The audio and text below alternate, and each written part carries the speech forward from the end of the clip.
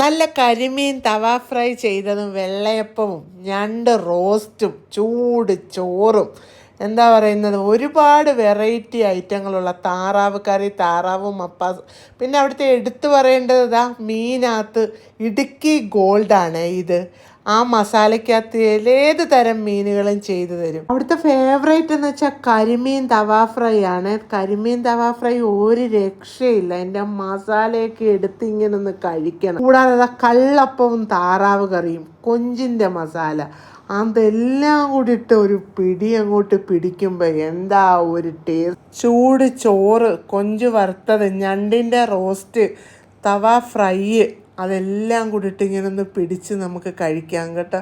എന്താ ഒരു മസാലയ്ക്കൊക്കെ ഒരു പ്രത്യേക ടേസ്റ്റായിരുന്നു. പിന്നെ അത് കൂടാതെ ഉണ്ടല്ലോ ബോച്ചെ പാനീയം ഉണ്ടായിരുന്നു, അതിൻ്റെ പുഡിങ് ഉണ്ടായിരുന്നു, അത് വേറെ ലെവലായിരുന്നേ. പിന്നെ ബോട്ടിനകത്തിരുന്ന് നമുക്ക് ഫുഡ് കഴിക്കാം, ബോട്ടിൽ സവാരി ചെയ്യാം. ഇത് കൂടാതെ ഫിഷിംഗ് ഉണ്ട്, ഒരുപാട് ആക്ടിവിറ്റീസ് ഉണ്ട്, പിള്ളേർക്ക് കളിക്കാനുള്ള ഒരുപാട് സൗകര്യങ്ങളുണ്ട്, കളി സ്ഥലങ്ങളുണ്ട്.